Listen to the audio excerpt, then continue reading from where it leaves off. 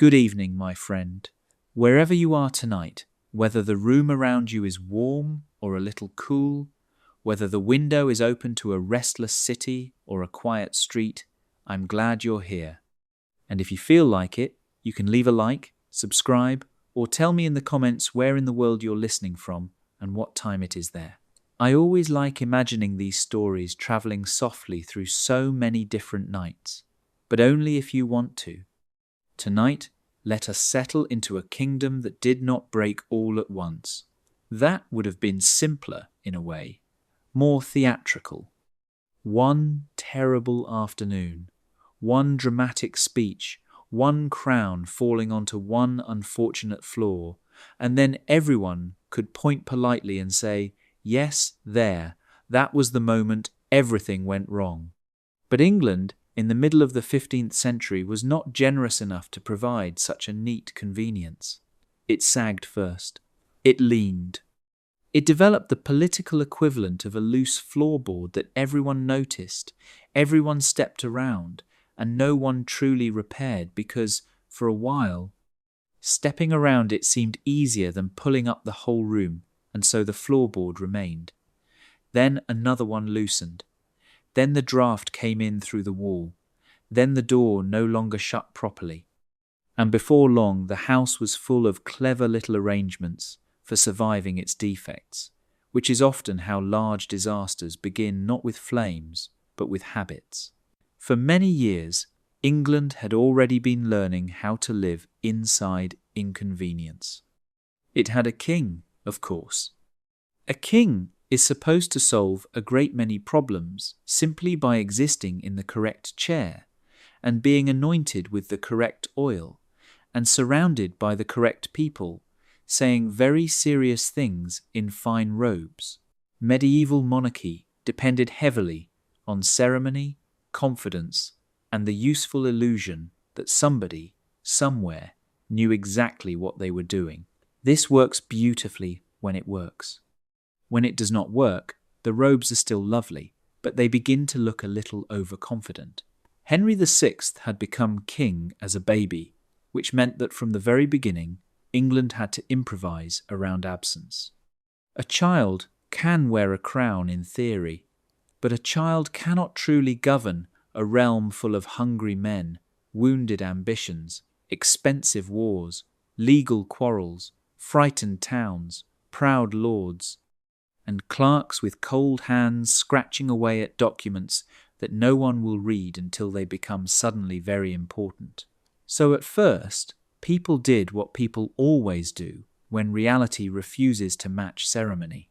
They borrowed time. Councils ruled, protectors advised, great men hovered. Decisions were made in the name of a child who could not possibly understand them, and because everyone hoped this was temporary, they tolerated the arrangement. Temporary things are strangely comforting. A temporary fix is not humiliating. It is merely practical. One tells oneself that the proper order of things will return soon enough. The roof leaks, so you place a bucket beneath it. You do not weep over the bucket, you call it sensible. And yet England spent so long placing buckets beneath political leaks that the buckets became part of the furniture. That is the first feeling worth lingering in. A realm can become used to compensation, used to work around, used to the graceful art of not looking directly at the weakness in the centre. By the time Henry VI was grown, the kingdom had already spent years learning that power could be stretched, shared, represented, delayed, delegated, translated into committees, and padded with solemn language. That may sound administrative, and in a way it was, but administration is simply the slow, tidy costume worn by fear, because behind every council sat the same uncomfortable truth. What if the king was not enough, not wicked, not monstrous, not dramatically incompetent in the satisfying way of a villain from a stage play? That would have been easier too. People rather like a wicked king. A wicked king, at least, has shape. You can point at him. You can hate him. You can organize yourself around the relief of saying, "There is the problem." Henry was not like that.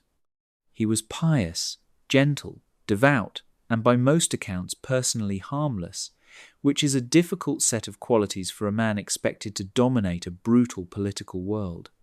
He was less like a hammer and more like a prayer whispered into a storm, admirable perhaps, beautiful in a chapel, less useful in a room full of armed noblemen who have come to discuss grievances in the broad medieval sense of the word discuss.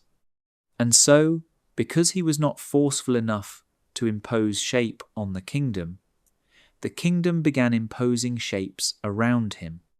That is one of the odd little ironies of history. When the centre weakens, the edges do not become empty, they become inventive. Power hates a vacuum so much that it will dress itself in almost any clothing rather than admit it is trespassing. A lord claims he is only preserving order in his region. A council insists it is merely acting in the king's interest. A magnate gathers men only for protection. A household stores weapons only as a precaution. A rival faction seeks only justice. A protector serves only until things are normal again. Everyone says only. Everyone says for now. Everyone says until. And history, sitting in the corner like a patient cat, watches these temporary arrangements settle into their chairs and refuses to leave. For ordinary people, this did not first appear as grand philosophy. It appeared as confusion in the air.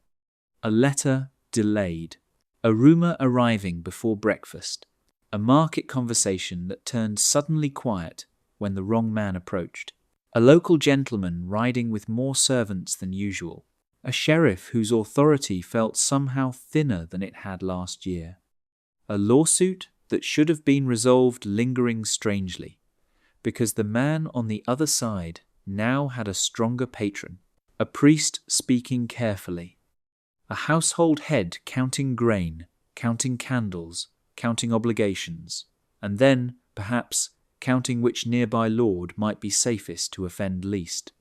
This was the great medieval art of surviving uncertainty, not solving it, just arranging oneself around it. There is something very human in that.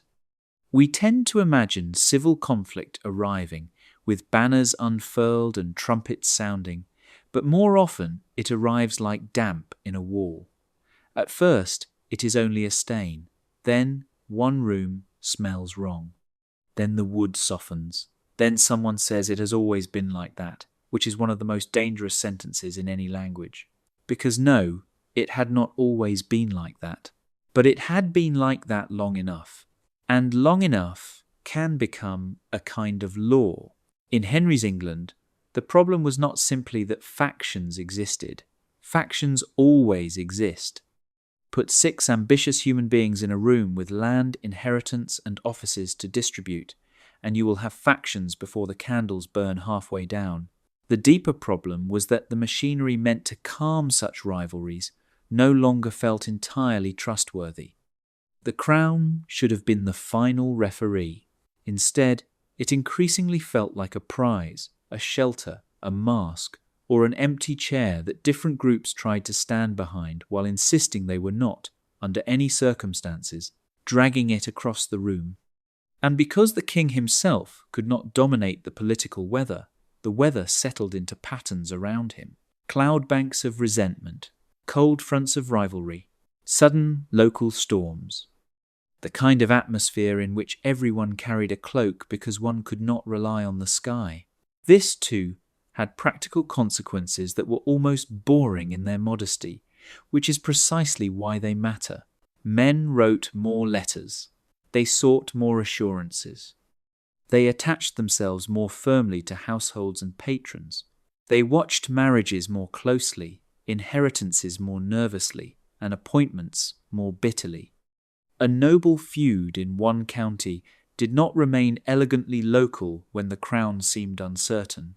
It became a test case, a signal, a precedent. If one family could push hard enough and be rewarded rather than restrained, others noticed.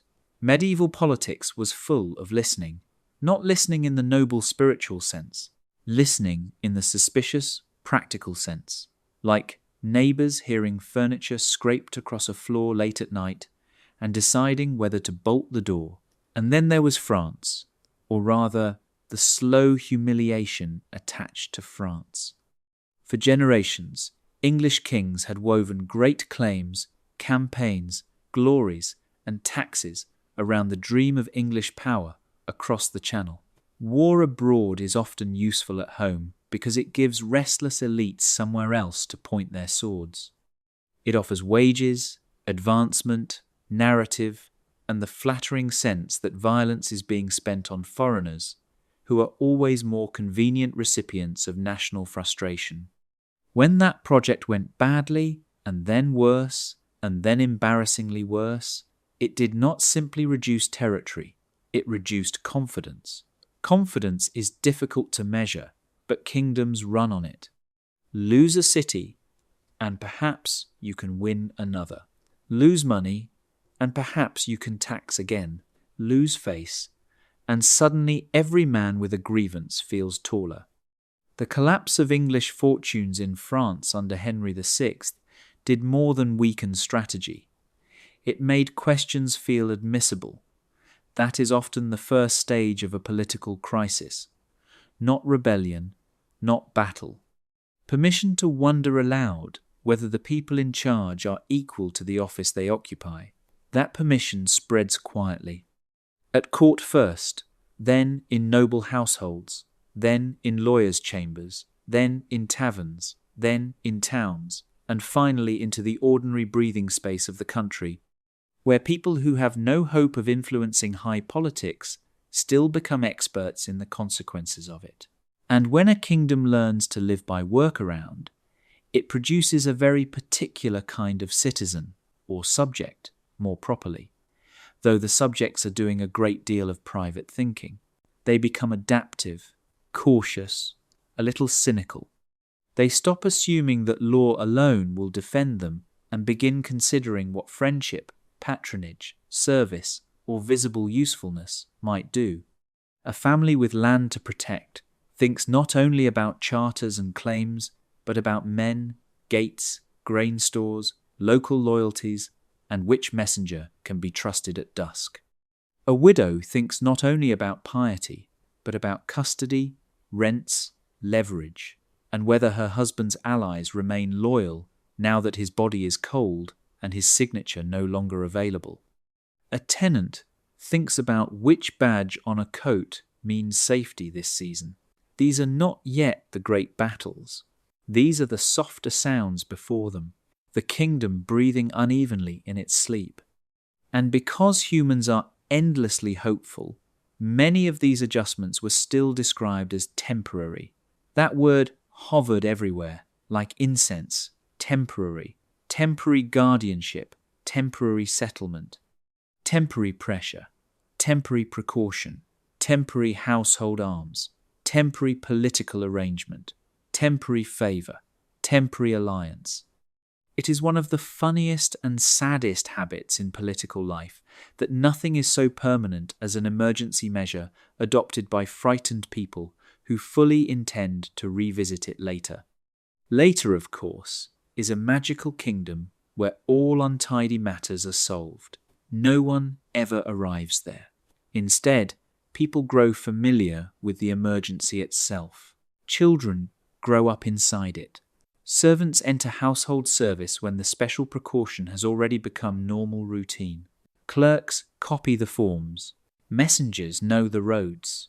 Smiths repair the gear. Men who are not exactly soldiers become accustomed to being almost soldiers. And the kingdom, still nominally at peace with itself, begins acquiring the posture of a place expecting trouble.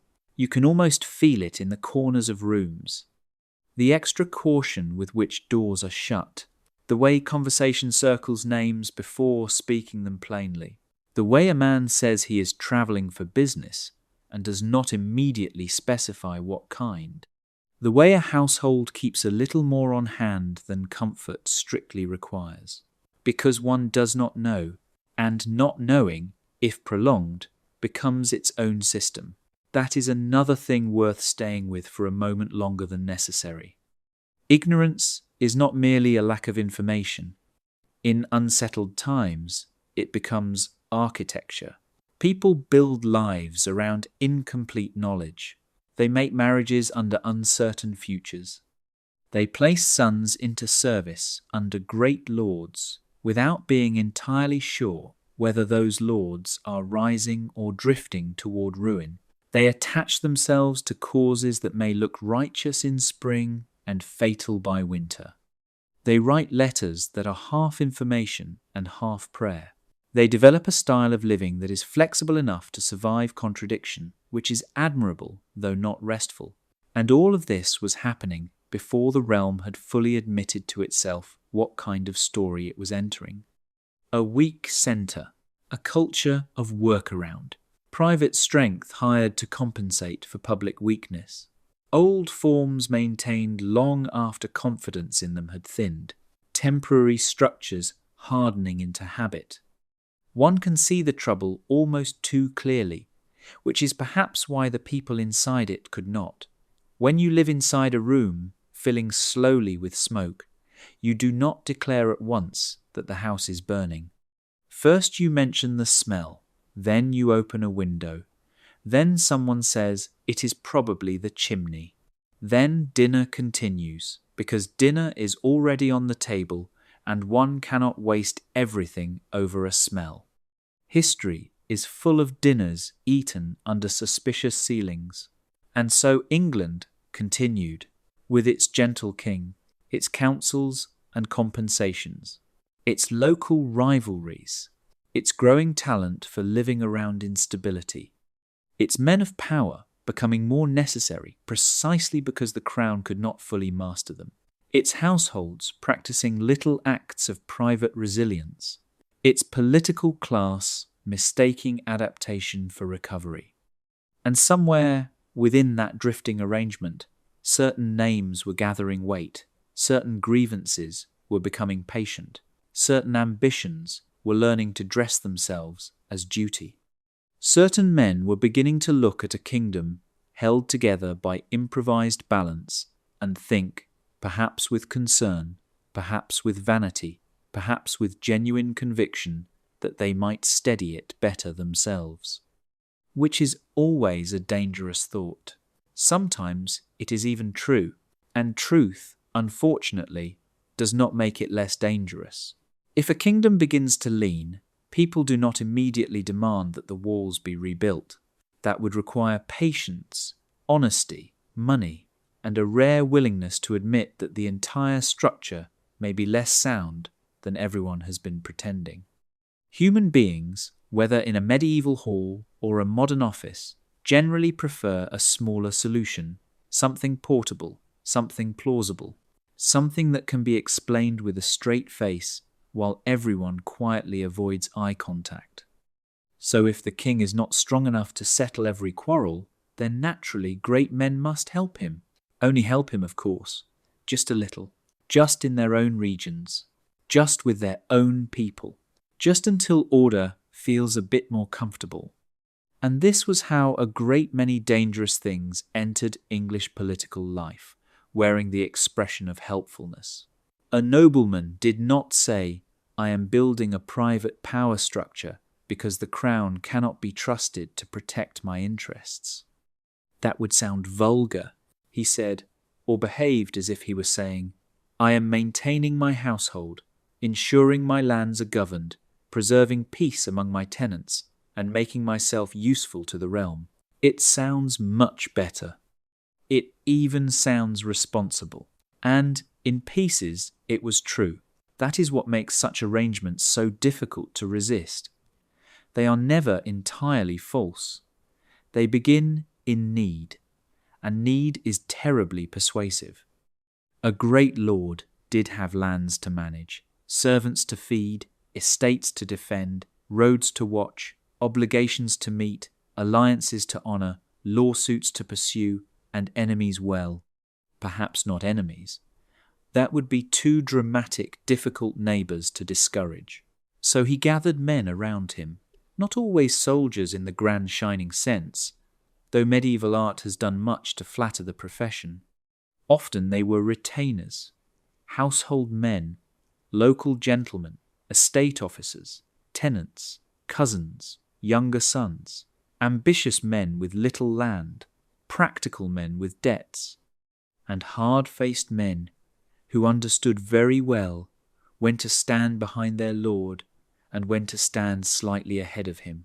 Some came for wages, some for food, some for advancement, some because service to a powerful household was safer than being outside it, some because in an uncertain world, attaching oneself to strength feels less like corruption and more like weatherproofing, and once again, one sees the same pattern.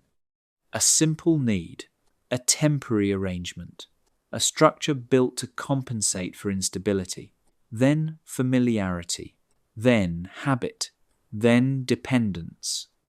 Then, one day, people look around and realize that what was supposed to support the kingdom has become one of the kingdom's largest problems. But let us not rush that realization. The people living through it did not.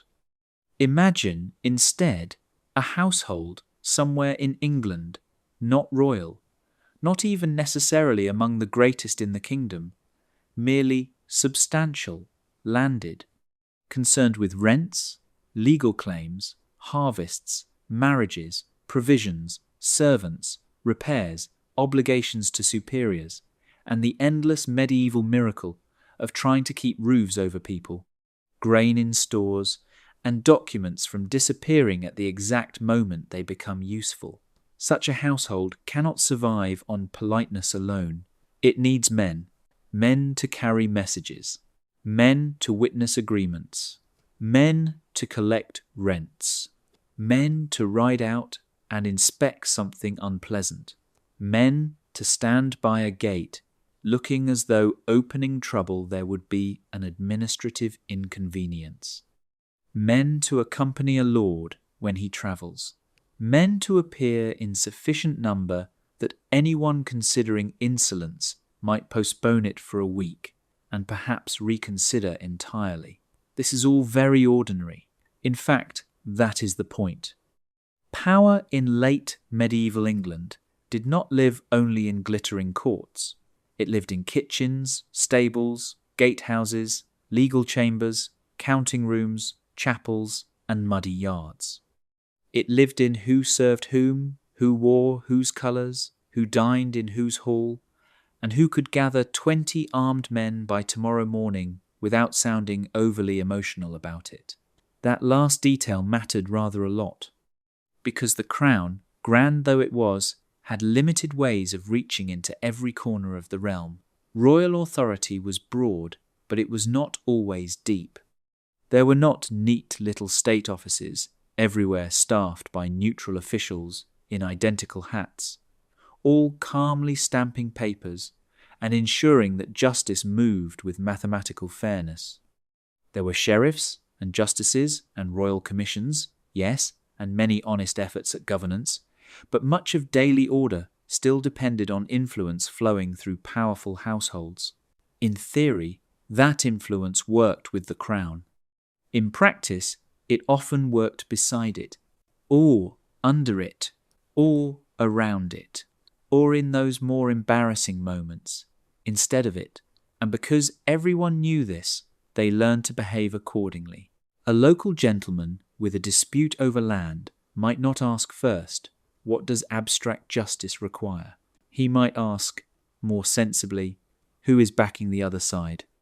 A widow worried about possession of property might care deeply for the law, and also quite sensibly wonder how many men her opponent could bring to a door before dawn. A tenant might measure safety not by parchment, but by proximity. Whose lordship covered the village? Which badge had recently become more visible? Which household officer had started speaking with the confidence of someone who had been promised support from higher up? These were not melodramatic calculations. They were domestic ones, practical ones, almost boring until somebody bled. And so the system of retaining of men, attaching themselves to great lords in peace and war, by fee, expectation, favour, service, or long habit grew, not because England had collectively decided to become dramatic, but because it was useful. Useful is one of the most dangerous words in history. Cruel things are often useful. Corrupt things are often useful. Temporary compromises have a wonderful way of remaining useful just long enough to rot the floor beneath them. A lord's affinity, his network of people, could do everything the thinness of the state could not do quickly enough. It could deliver information faster than official channels. It could apply pressure before a case ever reached judgment. It could protect tenants or frighten them. It could help enforce order locally, which sounds admirable until one remembers that local order often resembles the interests of whoever defines it. One man's peace is another man's carefully managed intimidation. And because these affinities worked, they spread in spirit as much as in form. Lesser men observed greater ones. Gentry households copied what they could. Ambitious families learned that survival no longer depended only on title and inheritance, but on connection, visibility, service, and the careful management of dependence. People became attached in layers. A gentleman might serve a magnate. His servants might serve him. His tenants might depend upon his favour. His cousins might hope for his recommendation. His allies might expect support in lawsuits. His enemies might prefer not to test the combined patience of everyone on that ladder. The whole structure was human, personal, improvisational, and slightly unstable, which is to say it was perfectly medieval, and also, in its own way, perfectly recognisable, because whenever institutions feel weak, people return to people. Not principles, not systems.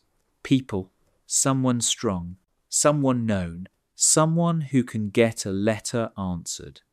Someone who can see that your son receives a place. Someone who can make a sheriff attentive or a rival cautious, or a servant suddenly much more respectful. These are the little miracles that patronage performs, inelegant, morally slippery, deeply attractive. One should not imagine every retainer clanking about in full armour while grimly swearing blood loyalty beneath a stormy sky.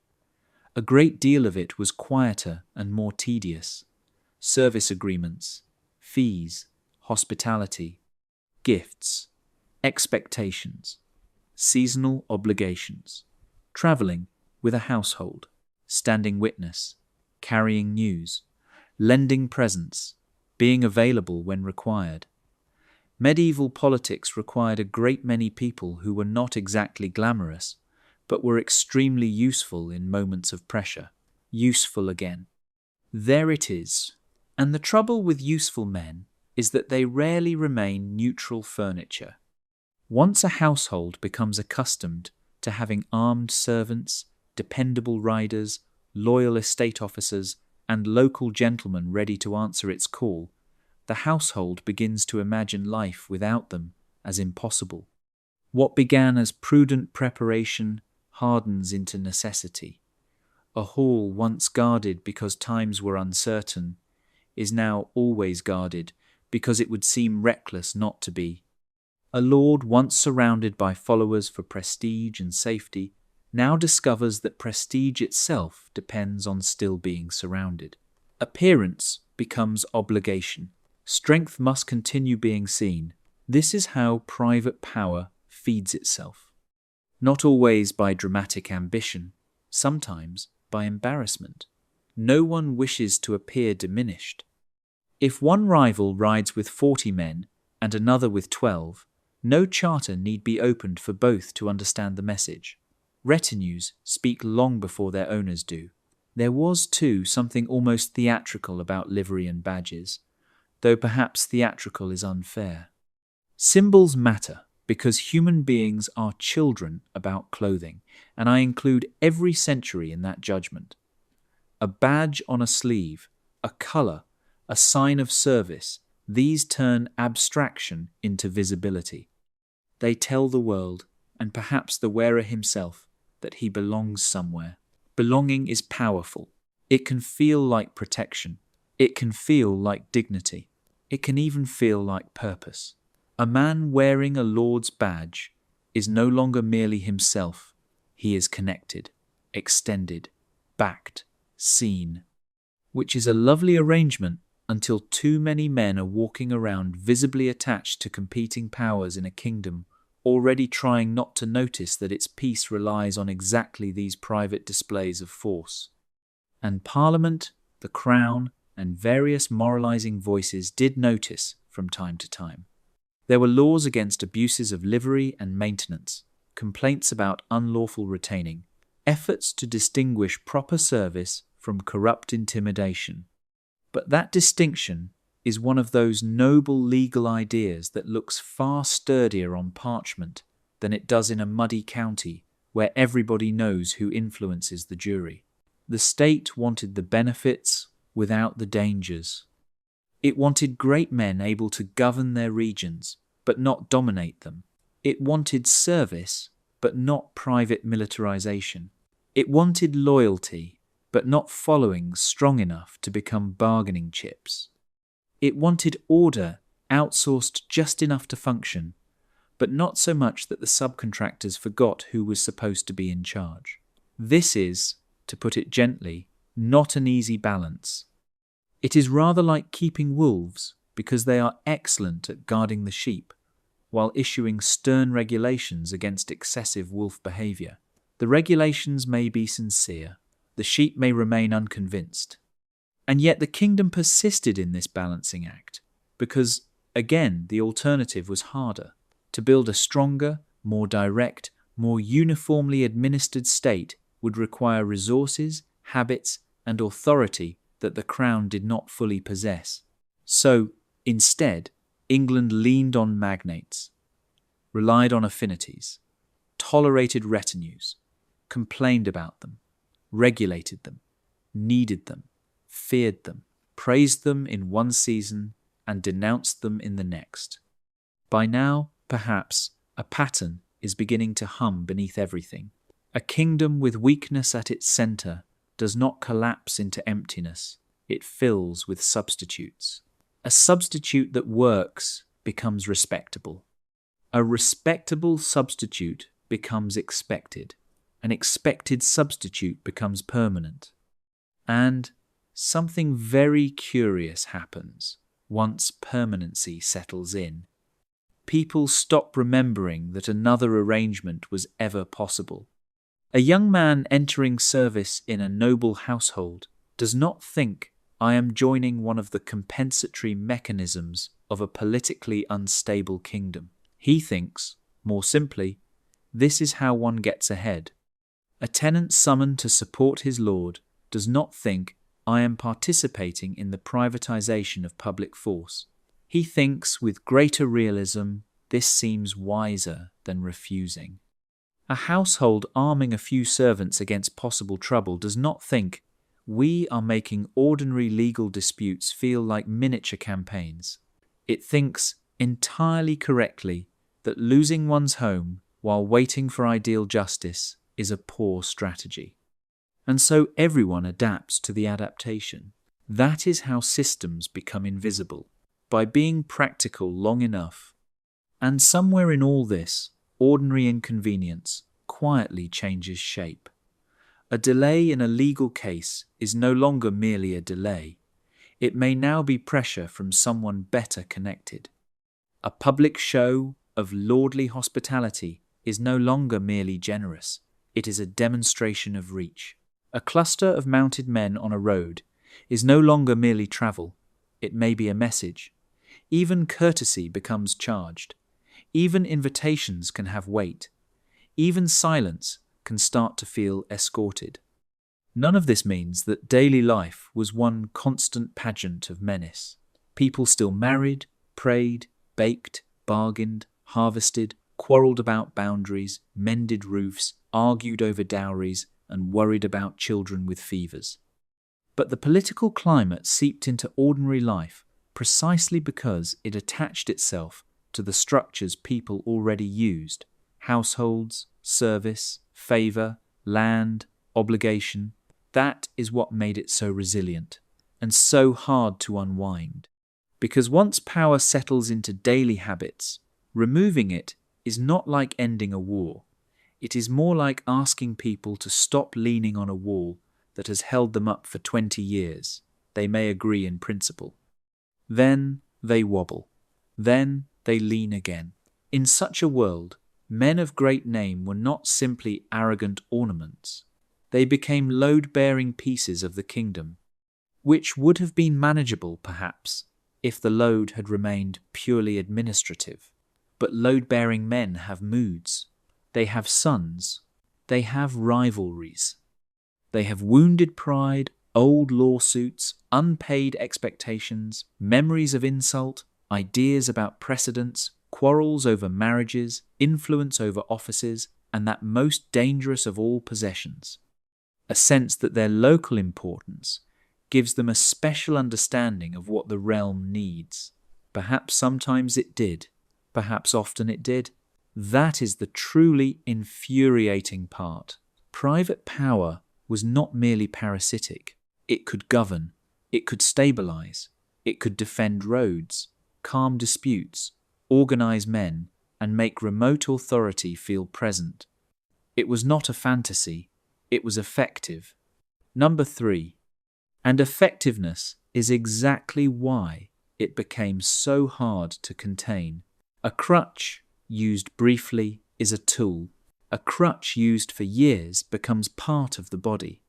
By the time England had fully noticed how much it relied on these networks of personal service, loyalty, and local force, the kingdom had already trained itself to walk with them.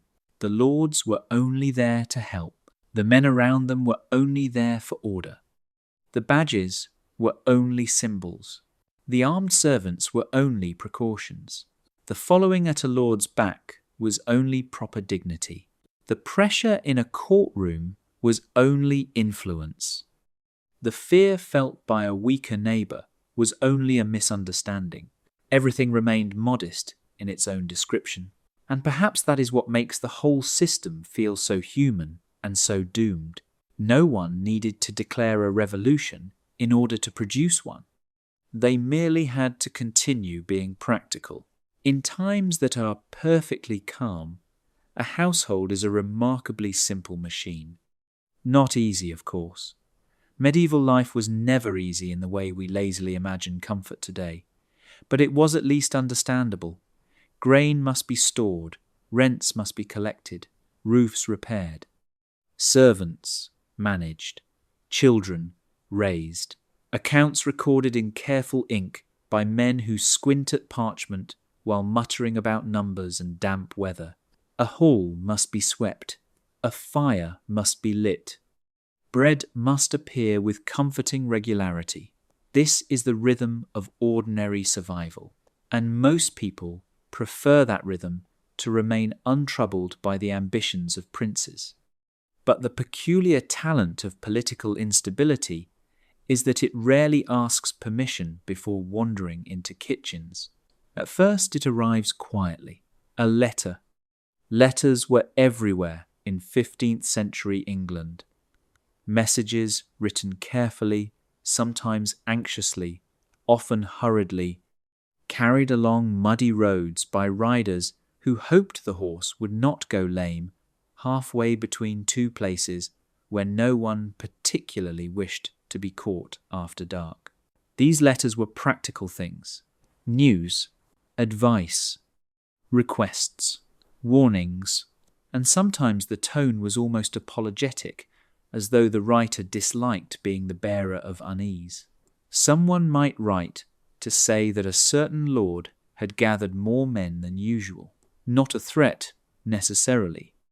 Just an observation. Someone else might write that a dispute over land had grown louder, and perhaps the household should keep a closer watch on certain roads. Just caution. Perfectly sensible. There is something wonderfully human about how people soften the language of danger. It allows everyone to pretend that they are still discussing ordinary matters. In a comfortable year, such a letter might have been read, nodded over, and placed beside other paperwork. But in a kingdom already learning to lean, letters began to feel heavier, because each one carried not only news, but interpretation. And interpretation is a dangerous thing in uncertain times. A household head reading such a message might ask a question that sounded harmless. Should we send a few more men when the steward rides out next week? That sounds prudent. Then another. Should we store a little more grain? Also prudent. Then perhaps a third. Would it be wise to have the gate watched after sunset? Prudence, it turns out, can accumulate rather quickly. Before long, the household that once functioned as a centre of domestic life begins quietly to resemble something else. Not a fortress. That word is too dramatic. Something gentler, something more apologetic. A place that is merely prepared. Prepared for visitors who may not be friendly. Prepared for disputes that may not remain legal. Prepared for the unpleasant possibility that justice may arrive late and men may arrive earlier. These preparations rarely announce themselves as militarization. They appear as household decisions. The steward hires 2 additional men. The armoury chest is checked. The servants are told to keep certain tools in better repair. A message is sent to a neighbouring gentleman asking about recent news. The lord of the house rides to dine with someone who might prove useful later. All of this feels domestic, because it is. This is one of the peculiar truths about the period. Civil conflict did not begin with armies marching across open fields. It began in drawing rooms and courtyards, in discussions over dinner, in cautious adjustments made by people who hoped never to need them. It began with the realization that being unprepared might be the only truly foolish choice. And once again, the same pattern emerges. A simple precaution, temporary, naturally, just until matters calm down. But matters rarely calm down in a way that makes people eager to abandon precautions. Quite the opposite. Precaution has a comforting quality. It reassures the imagination. A household that owns weapons sleeps better than a household that merely owns legal documents. So the chest with arms is kept. And because it exists, someone checks it again next month. And because it is checked, someone notices that a few additional arrows might be sensible. And because arrows are purchased, a servant must learn to maintain them. And because servants now maintain weapons, those servants gradually begin to look less like kitchen staff and more like the sort of men who might stand between a door and a problem, which, if we are honest, was probably the point all along. Some households even wrote about these matters with surprising calmness. There are letters from the period where wives inform absent husbands that they have asked for crossbows, arrows, poleaxes, and armour for the servants, not because war had been declared, simply because it seemed wise. That sentence is worth enjoying slowly. A woman writing from her household does not say, "We are preparing for battle." She says, essentially, that the servants might need arms. It sounds almost like a shopping list. Bread, candles, a few crossbows. One wonders whether the messenger delivering such a letter paused for a moment to reflect on the transformation of domestic life. Or perhaps he did not.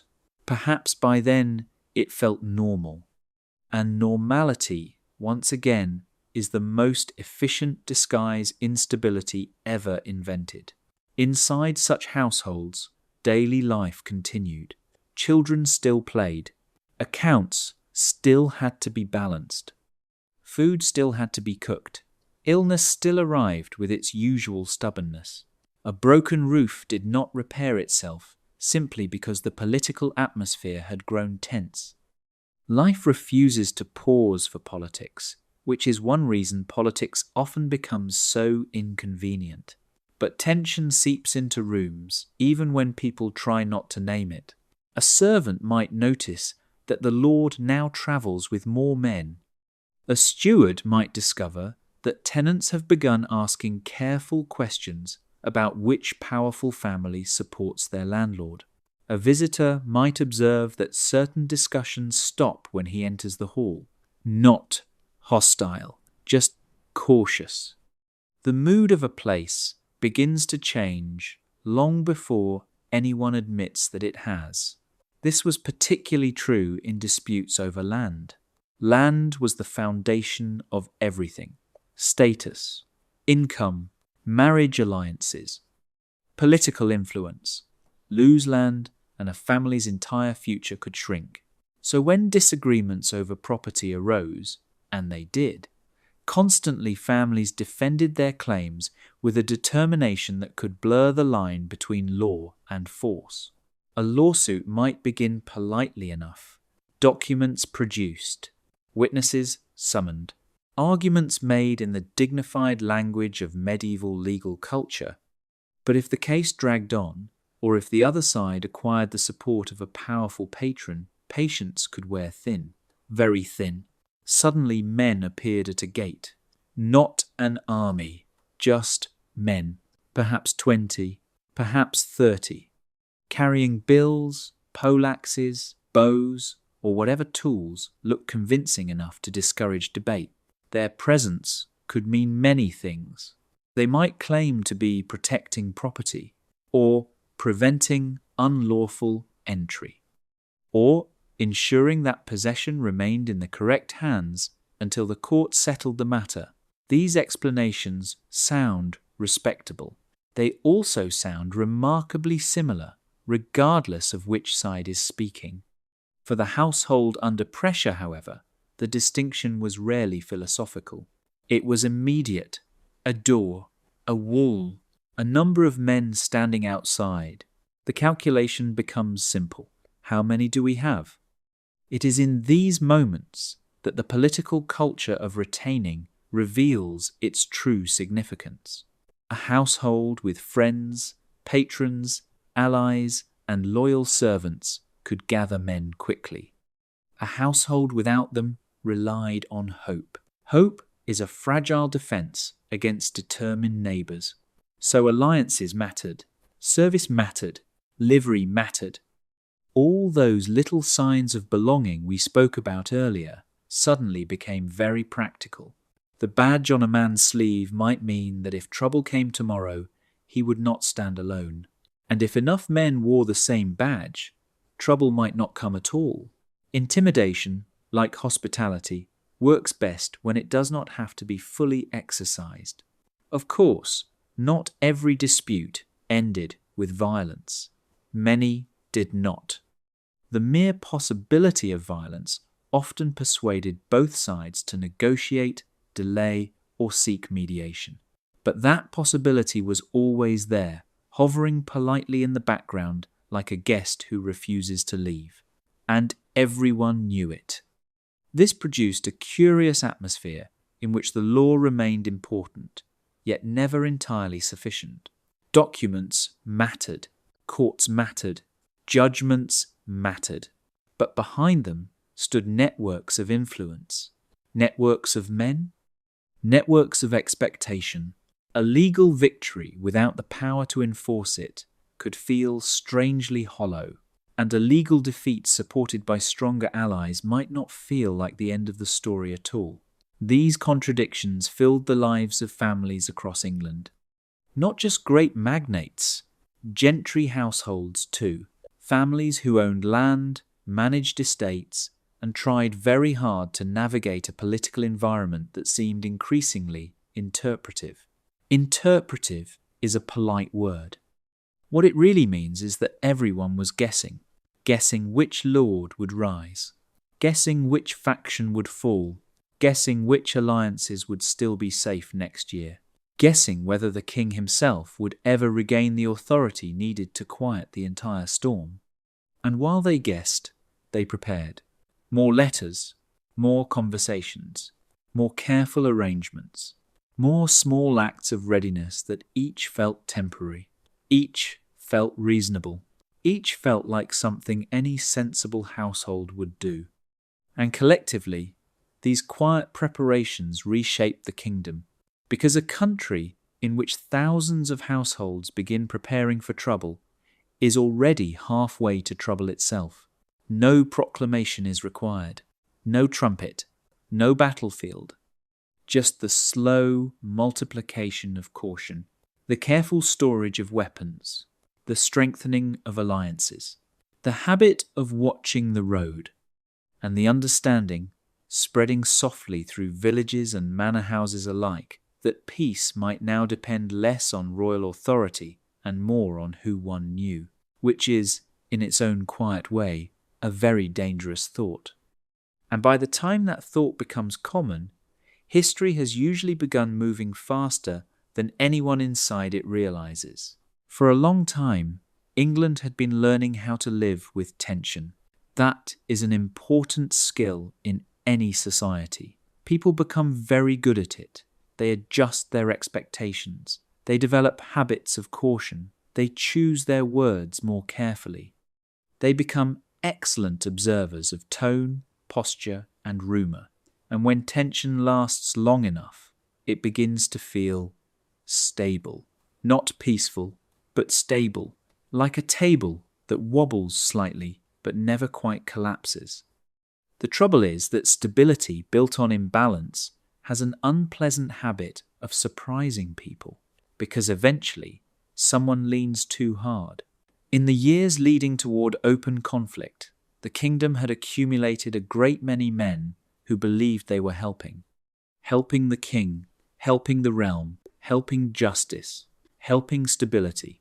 That word again, helping. It has such a gentle sound. One imagines a man offering assistance with a heavy door or carrying a trunk up a staircase.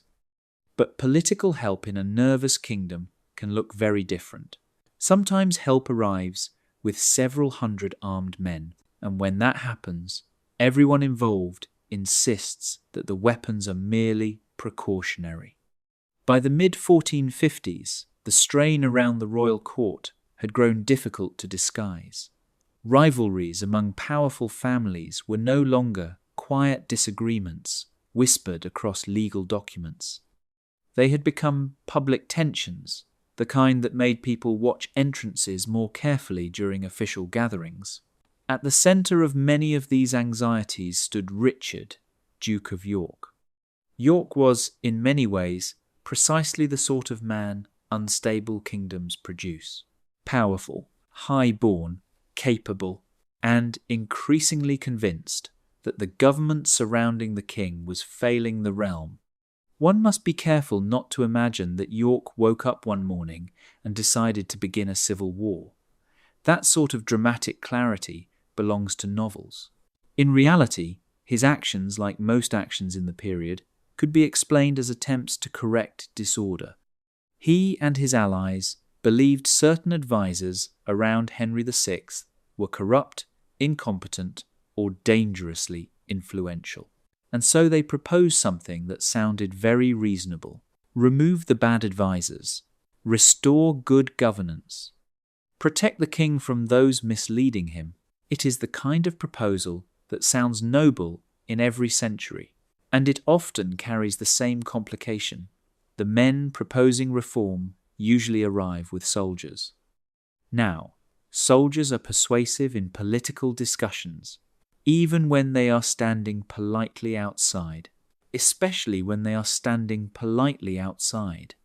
York and his supporters gathered forces and moved toward the royal court, which at that moment was located in the town of St Albans. This alone was already extraordinary. England had seen many tensions between magnates before, but armed forces approaching the king's location introduced a new tone to the conversation. Still, everyone involved clung to the language of negotiation. They wished to speak with the king. They wished to remove certain councillors. They wished to restore proper governance. And the royal party, naturally, was not enthusiastic about being advised at sword point. Which brings us to one of the strange qualities of the Wars of the Roses, the way violence often appeared as a sudden acceleration of conversations that had already been happening for months. Men who had been exchanging accusations and letters now found themselves separated by walls and narrow streets. Men who had been arguing about influence now commanded groups of armed followers. Men who had insisted they were defending the realm now faced one another across barricades. The town of St Albans, which had been going about its usual business of markets, inns, and ecclesiastical life, suddenly found itself hosting the sort of political negotiation that tends to damage buildings. Urban combat in the 15th century did not resemble the elegant battle formations that artists later enjoyed illustrating. It was messy, confusing, crowded. Soldiers moved through streets, gardens, and houses. Barriers were broken. Walls climbed. Doors smashed. Men fought in tight spaces with whatever weapons they carried: bills, swords, axes, bows. Some residents watched from windows. Others hid. Many probably tried to understand how a quarrel among the highest nobles in the kingdom had suddenly arrived in their front streets. And yet, even as the fighting began, the participants still described their actions in the language of correction. York's forces claimed they were removing corrupt advisers, which, in a technical sense, they did. Several powerful Lancastrian leaders were killed during the clash. The king himself, Henry VI, was found afterward in a shop, wounded but alive. The image is oddly intimate. A king of England sitting injured in an ordinary town building after a short but violent fight. It captures the peculiar tone of the conflict perfectly. This was not yet a sweeping war across the country. It was a sharp rupture inside an already strained political system.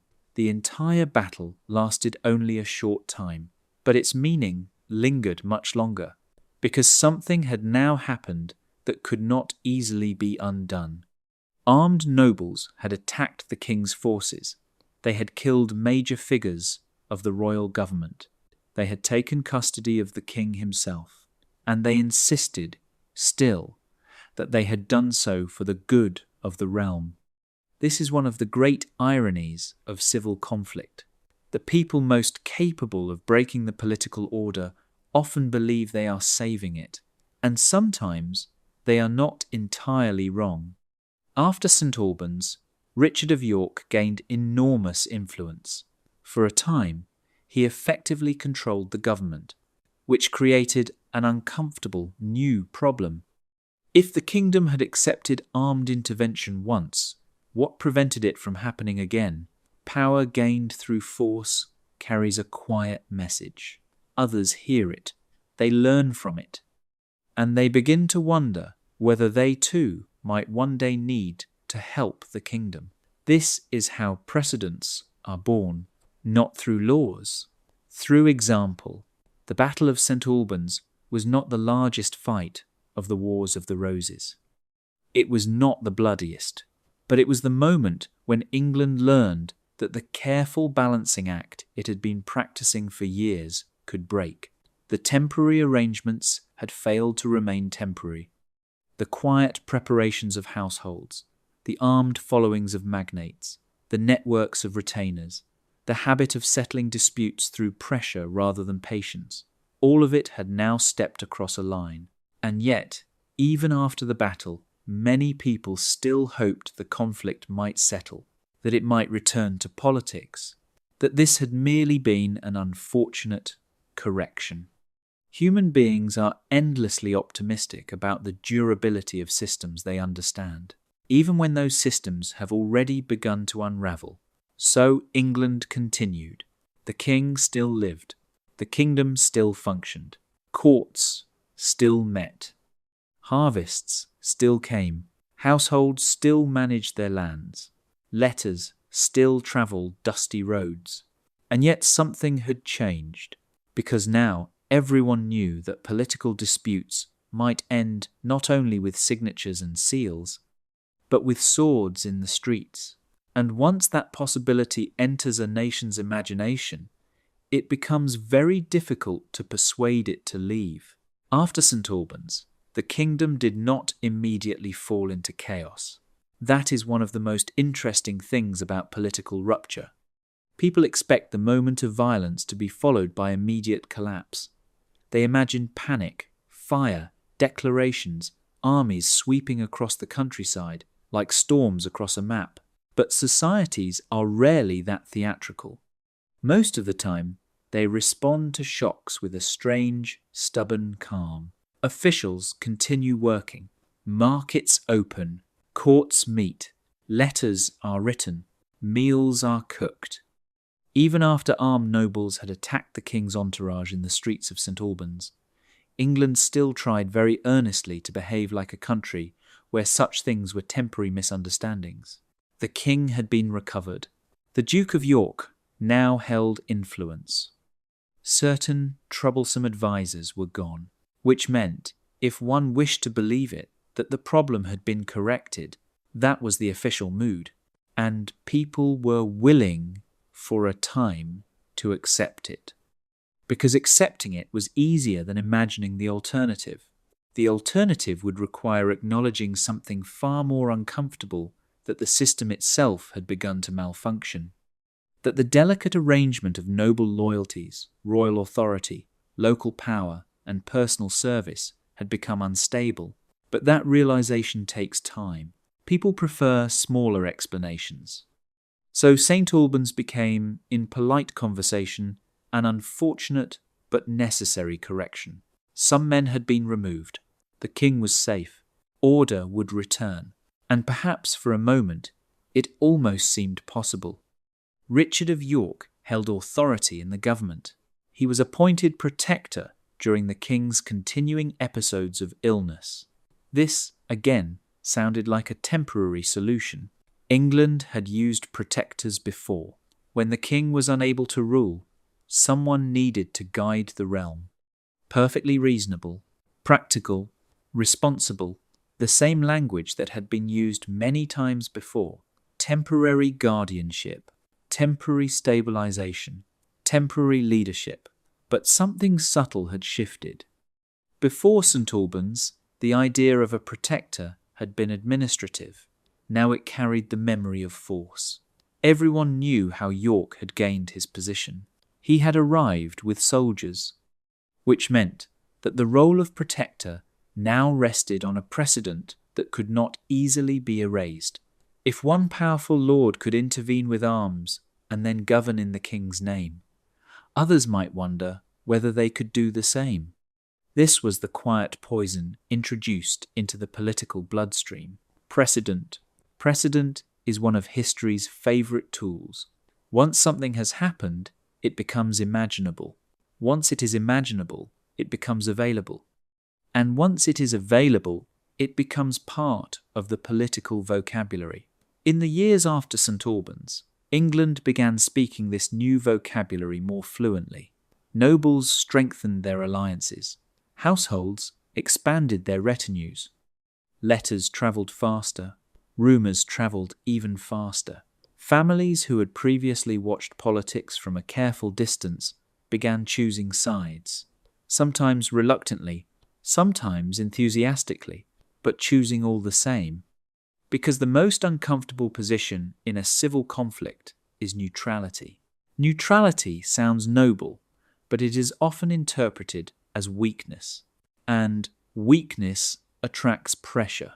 So families align themselves with powerful patrons. Great magnates gathered supporters. Networks of loyalty thickened. It was rather like watching a storm gather over the countryside. At first the clouds are distant, then they begin to connect. Soon the sky itself seems to rearrange around them. By the late 1450s, England was full of these gathering clouds. Lancastrian supporters rallied around Queen Margaret of Anjou, who had become a determined political figure during her husband's incapacity. Yorkist supporters rallied around the Duke of York and his allies, particularly the powerful Neville family. These were not merely political labels. They were human networks, families, servants, clients, tenants, friends, relatives. Every alliance added another thread to the growing web of the conflict. And because so many relationships overlapped, the situation became wonderfully complicated. A man might owe service to one lord, friendship to another, marriage ties to a third, legal obligations to a fourth. In peaceful times, these overlapping loyalties could be managed. In tense times, they became exhausting puzzles. Which side would protect your land? Which side would punish your hesitation? Which side might win? And perhaps most dangerously, which side would remember where you stood? That last question haunted many households. Because in a civil war, victory does not merely reward allies. It punishes neutrality, especially neutrality that arrives too late. So families watched events carefully. Some hedged their bets. Some waited. Some committed themselves fully. And in the meantime, the political atmosphere continued to thicken. The king's illness remained a troubling uncertainty. Henry VI suffered periods in which he seemed detached from reality, unable to respond even to significant events around him. In such moments, the kingdom felt leaderless, which meant that every political decision acquired additional weight. If the king could not rule, who should? The protector? The queen? The great nobles? A council? Each answer created a different balance of power. Each answer threatened someone, and threatened men are rarely calm. By 1459, the uneasy truce began to crack again. York and his allies faced growing opposition from Lancastrian forces loyal to Queen Margaret. Armed confrontations began appearing once more across the country, not always massive battles, sometimes just gatherings of men, marching, watching, waiting. And in these gatherings, one could see how much England had changed since the earlier years of Henry's reign. Retinues were larger, alliances clearer, expectations harder. Men no longer pretended quite so strongly that these armed assemblies were merely defensive. Everyone understood that the kingdom had entered a different phase. Yet even then, people still spoke of reconciliation, of restoring harmony, of repairing the political order. Hope is one of the last habits to disappear, which is fortunate for humanity, though occasionally inconvenient for historians. Because while people were still hoping for peace, the machinery of conflict was accelerating. Magnates prepared for war, armies gathered, strategies formed, and somewhere in the background, the ordinary households of England continued their quiet routines, checking stores, reading letters, watching the roads. The same households that had once armed a few servants for precaution were now living in a country where entire noble factions were raising armies. The scale had changed. The logic had not. It was still about protection, still about loyalty, still about survival in a system where authority felt uncertain. But the stakes had grown, and the next time the rival houses met in battle, the violence would no longer resemble a sharp argument in the streets of a small town. It would become something much larger, something colder, something that would leave thousands of bodies lying in the snow. But we are not quite there yet. History rarely moves in straight lines. Before that terrible winter battlefield arrived, England would first experience something else, a realization, a slow, uncomfortable awareness that the conflict was no longer temporary, that the kingdom had crossed a threshold. And that crossing thresholds, as people so often discover, is far easier than stepping back again. There is a particular quiet that settles over a landscape just before violence. Not always the romantic silence described in heroic tales. Something duller, heavier, a silence filled with practical thoughts. Men adjusting straps, checking arrows, looking at the sky and wondering whether the weather will help or betray them. Because weather mattered a great deal in medieval war, armour is uncomfortable in sunshine. It is miserable in snow. And Towton, when it finally arrived in the spring of 1461, chose snow. Palm Sunday of all days, a day that should have belonged to prayer and quiet reflection. Instead, the fields near the village of Towton became the stage for one of the largest and bloodiest battles ever fought on English soil. But before we arrive fully at that field, it helps to understand how England had drifted there. Because no king had declared a grand national war. No formal moment had announced that the country was now divided into two clear camps. Instead, what had once been rival networks of loyalty, Lancastrian and Yorkist, had hardened into armies. Real armies now, not merely household retainers or protective entourages. Thousands of men, knights, archers, billmen, servants turned soldiers, farmers drawn into campaigns, young men eager for glory, older men who understood exactly how unpleasant the day might become. Many had travelled long distances, others came from nearby counties. Some marched because their lord required it, some because loyalty demanded it, some because refusing would have been noticed, and some, perhaps, because the strange gravity of conflict pulls people toward events that feel historic, even when those events may also be fatal. By the time the Yorkist and Lancastrian forces approached Towton, the conflict had already passed through several violent stages. The Duke of York himself was dead, killed months earlier at the Battle of Wakefield, which is one of those moments history enjoys repeating. The man who once tried to correct the kingdom had fallen before seeing the outcome of the struggle he helped unleash. But York's cause had not died with him. Causes rarely do. They passed to sons, to allies, to men who believed the story must continue, and so leadership now rested with his son Edward of York.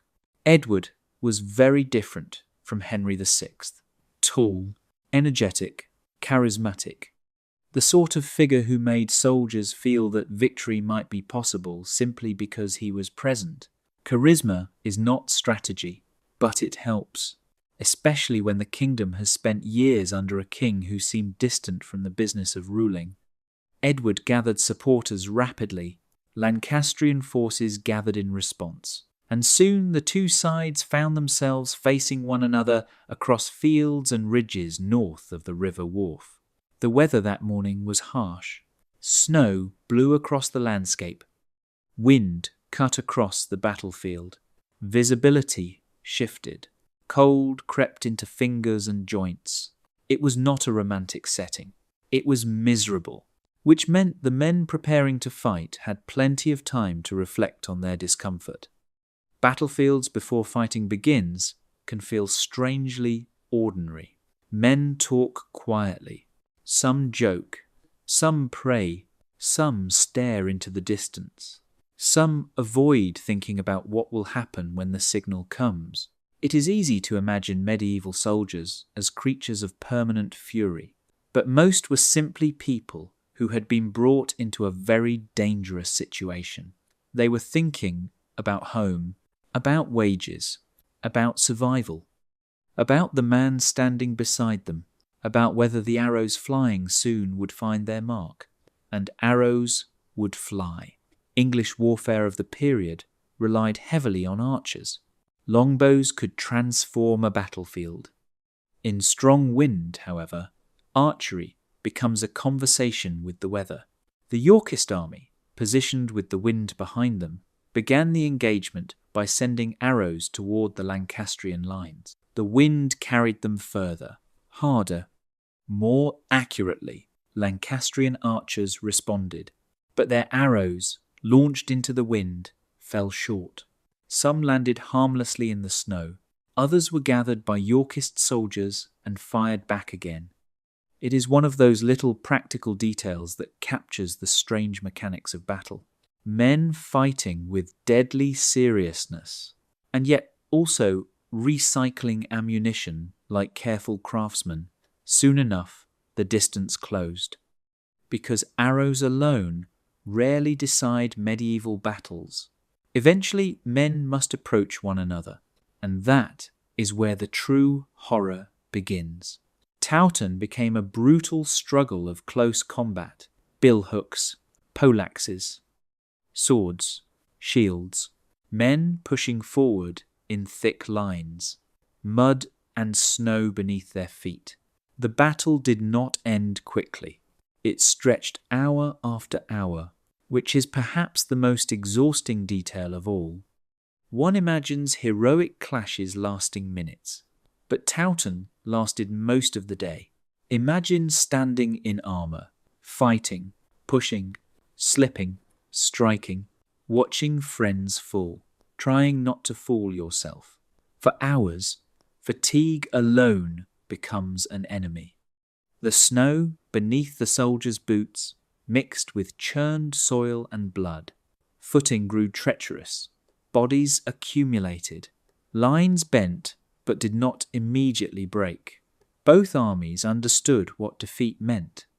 Civil war rarely offers gentle outcomes. Eventually, the Lancastrian army began to give way. Not suddenly. Gradually, pressure building, men stepping back, then more men stepping back. Then the terrifying realization spreading through the ranks that retreat had begun. Retreat on a medieval battlefield was often the most lethal moment because pursuit follows, and pursuit is rarely merciful. Yorkist forces drove their enemies across the fields and toward the River Cock. Many Lancastrian soldiers died not in the fighting itself, but while fleeing. The riverbanks became clogged with bodies. Men drowning under armour. Men trampled. Men cut down while trying to escape. By the end of the day, thousands were dead. The exact number will never be known, but contemporaries believed the slaughter had been enormous. The snow that morning had been white. By evening, the field looked very different. And yet, perhaps the most unsettling thing about Towton is what happened afterward. The kingdom did not end. England did not collapse into ruin. The war continued. Edward would become king as Edward IV. Lancastrian resistance would persist. Life would continue, which is always the most disturbing fact about great violence. The world absorbs it. Villages rebuild.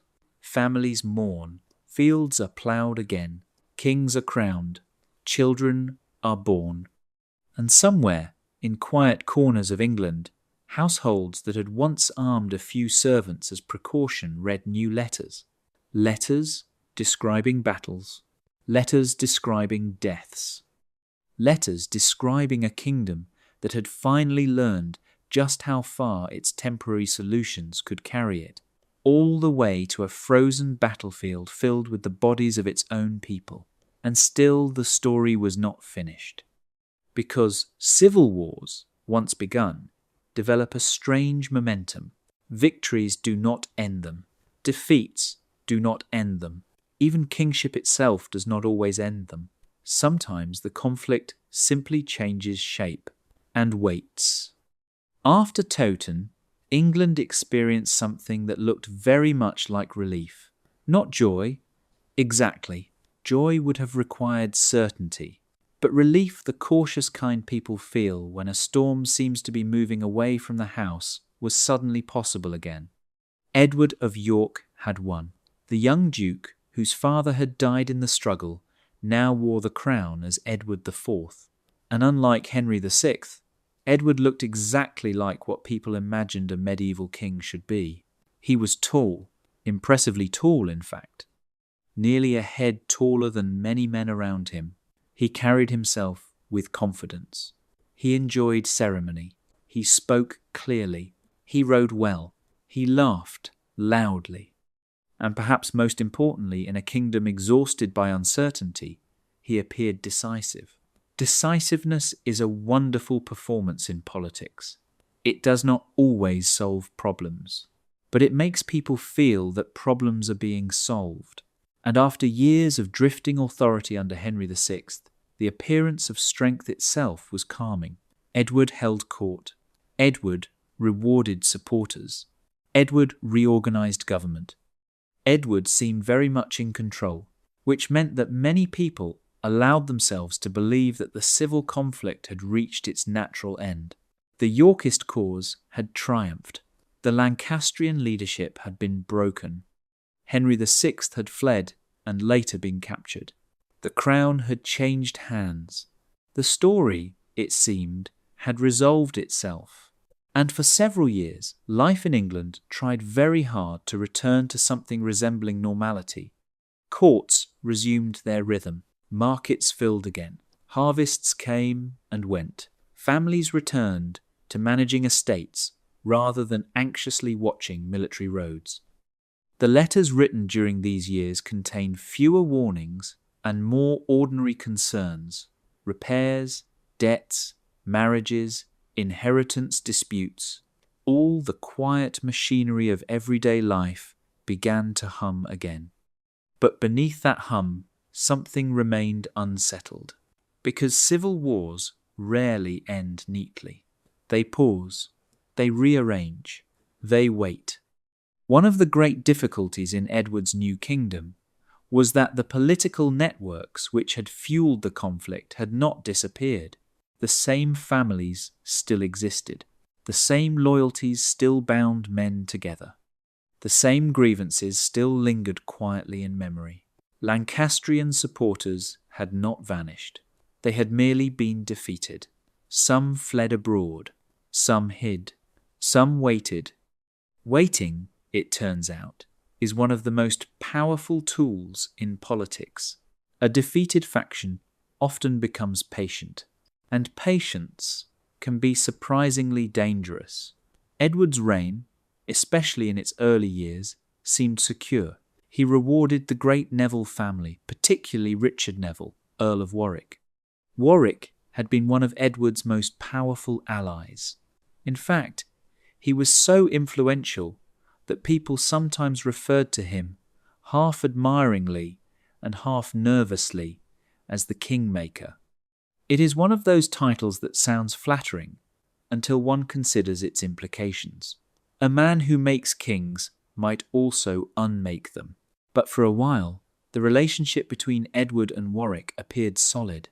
Warwick had helped bring Edward to power. Edward relied on Warwick's influence and experience. The partnership seemed natural. Temporary solutions had once again become permanent arrangements, which, by now, should make us slightly uneasy, because every earlier example of that pattern in this story has eventually produced trouble. At first, the tension between Edward and Warwick grew quietly. Political disagreements, diplomatic disputes, different ideas about alliances abroad. Warwick favoured certain policies, particularly alliances with France. Edward, however, had a habit of making decisions on his own terms, including one decision that shocked much of the political elite. He married not a foreign princess, not a politically strategic bride chosen by advisers. Instead, he married Elizabeth Woodville, a widow from a comparatively modest noble family. The marriage had been secret at first. When it became public, it produced a ripple of astonishment across the court, not because Elizabeth was unworthy, but because the decision had bypassed the careful diplomatic calculations Warwick had been arranging.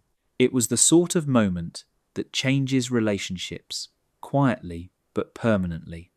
Warwick, who had been negotiating foreign alliances for the king, suddenly discovered that the king had married someone else entirely, which made those negotiations rather awkward.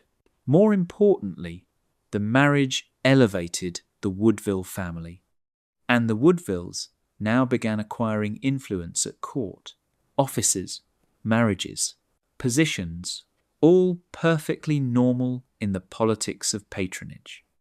Except that every new advancement for the Woodvilles felt like a slight to the Nevilles.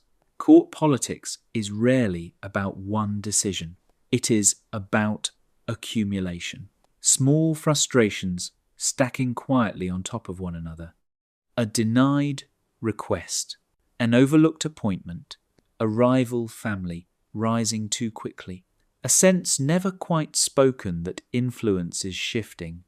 For Warwick, the great architect of Edward's victory, this shift must have felt deeply uncomfortable.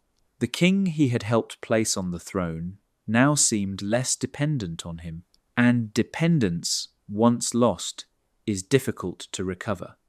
Gradually, the partnership between king and kingmaker began to fray. Warwick, who had once been Edward's greatest supporter, started listening to other possibilities. Possibilities that only a decade earlier would have seemed unthinkable. Possibilities involving the restoration of the Lancastrian line. This is where the Wars of the Roses reveal their most peculiar characteristic. Alliances were never as permanent as they appeared. Loyalty could shift. Enemies could become partners. Old factions could reassemble in new forms. Which meant that even after Towton, even after Edward's triumph, even after a king who looked strong had taken the throne, the underlying structure of the conflict still existed.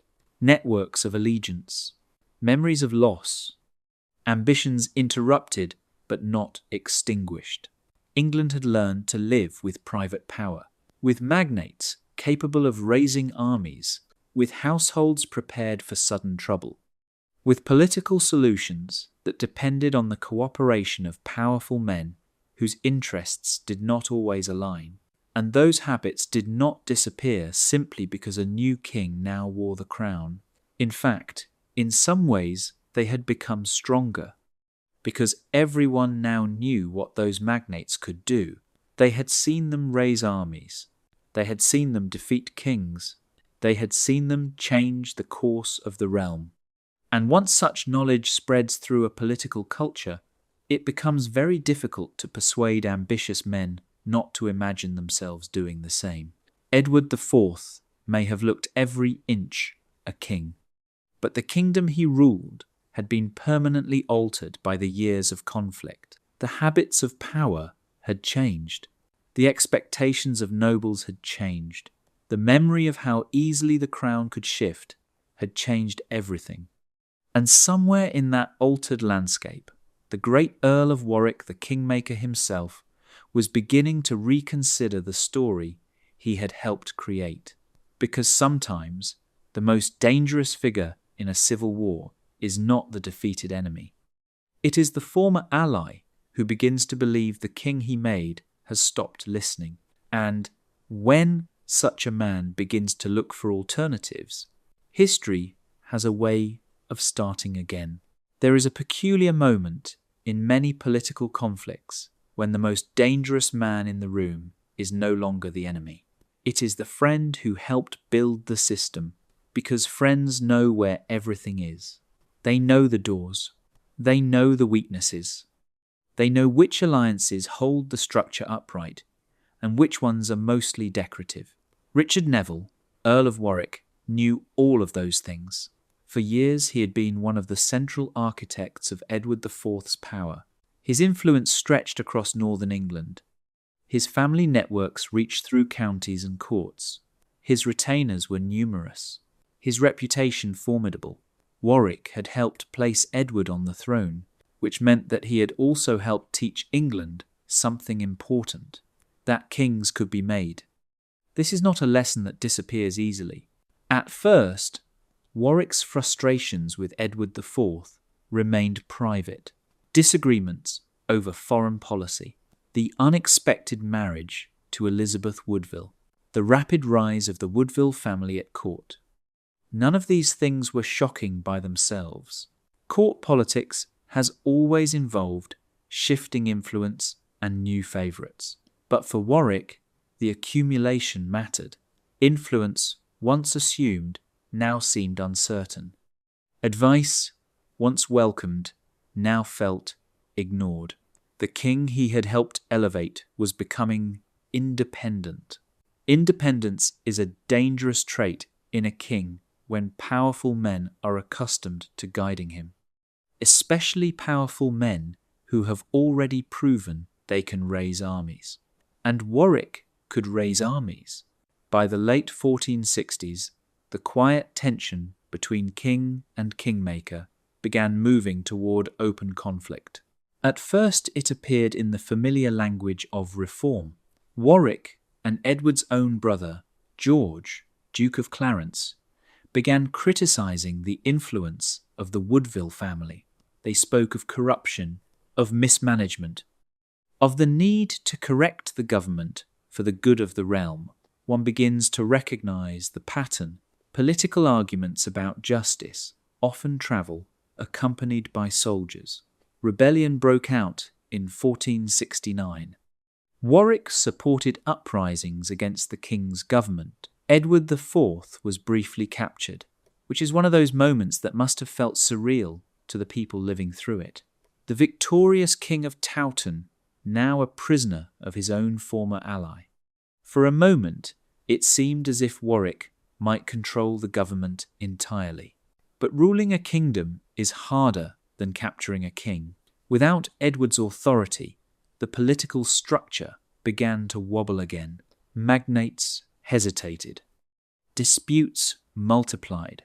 Warwick discovered that replacing royal authority with personal influence was more complicated than it appeared. Eventually, Edward regained his freedom. Warwick fled abroad. And here, the story takes one of its most remarkable turns. Because, in exile, Warwick began negotiating with the very faction he had once helped defeat, the Lancastrians. This was not a simple reconciliation. Years of blood and bitterness lay between the factions. But politics has a remarkable ability to forget yesterday's enemies when tomorrow's opportunities appear. Warwick met with Margaret of Anjou, the formidable queen of the Lancastrian cause. Together they crafted a plan that would have sounded absurd only a few years earlier. They would restore Henry VI to the throne, the same king Warwick had once fought against, the same king whose defeat had elevated Edward, the same king whose weakness had helped ignite the entire conflict. Yet suddenly Henry VI was useful again, which is another quiet truth of civil wars. Legitimacy can return from the dead if enough powerful men decide it should. In 1470, Warwick invaded England. Edward IV, caught off guard, fled across the Channel, and in a moment that must have bewildered the entire kingdom, Henry VI was restored as king. For a brief period known as the Readeption, the Lancastrian monarchy returned. Imagine the confusion. A king who had been defeated was now ruling again. The king who had replaced him was now in exile. And the man responsible for both outcomes stood behind the throne. Warwick had not merely made a king, he had restored one. The political atmosphere during this period must have felt surreal. Officials who had sworn loyalty to Edward now found themselves serving Henry again. Families who had aligned with Yorkist power reconsidered their positions. Old allegiances resurfaced. Old grievances reopened. And throughout England, the same careful calculations returned. Which side would win this time? Which loyalty would be remembered? Which choice would prove fatal? It was the same uncertainty that had haunted the kingdom years earlier. The same cautious letters. The same watchful households. The same quiet preparations. Temporary solutions returning once again. But the readeption did not last long. Because Edward IV was not finished, from exile he gathered support. Allies in Burgundy provided assistance. Men loyal to the Yorkist cause prepared to fight again. And in the spring of 1471, Edward returned to England. His landing was bold, his march south was fast, and as he advanced, something interesting happened. Many nobles who had once supported Warwick hesitated. Some even changed sides again. Because Edward was not the uncertain young claimant he had been years earlier, he was now an experienced king, a hardened commander, and perhaps most importantly, a symbol of stability in a kingdom exhausted by reversals. Warwick and Edward would finally meet in battle near Barnet. Fog covered the battlefield that morning, thick, disorienting fog. Men struggled to see their own formations. Units became confused. Some forces mistakenly attacked their own allies. War in fog has a way of dissolving plans. In the chaos of the fighting, Warwick's army began to collapse. And Warwick himself, the Kingmaker, the architect of kings, was killed while trying to flee the battlefield. It was a strange end for such a powerful figure, a man who had shaped the fate of the kingdom dying in the confusion of retreat. Edward IV pressed forward. Soon after, his army confronted the remaining Lancastrian forces at Tewkesbury. The battle was decisive. Lancastrian resistance collapsed. Prince Edward, the Lancastrian heir, was killed. And, shortly afterward, Henry VI died in the Tower of London. Whether by illness or quiet execution, the result was the same. The Lancastrian royal line had effectively ended. Edward IV once again sat securely on the throne, and this time the kingdom truly seemed to settle. The greatest rivals were gone. The most powerful rebel had died. The opposing royal heir was dead. For the next decade, England would experience something resembling peace. But if the Wars of the Roses teach us anything, it is that political storms do not always vanish. Sometimes they simply wait for the next generation, and the next generation was already growing. After the fall of Warwick and the defeat of the Lancastrian armies in 1471, England experienced something it had not felt for a long time. Predictability, not perfect peace, not the gentle comfort of a world without rivalry, but something close enough that people could finally breathe without constantly watching the road. Edward IV returned to the throne stronger than before. His most dangerous enemies were gone. Warwick was dead. The Lancastrian prince was dead. Henry VI himself was gone from the political stage forever. And perhaps most importantly, the long cycle of shifting alliances had exhausted many of the great families of England. War, after all, is expensive, not only in blood, in land, in reputation, in patience.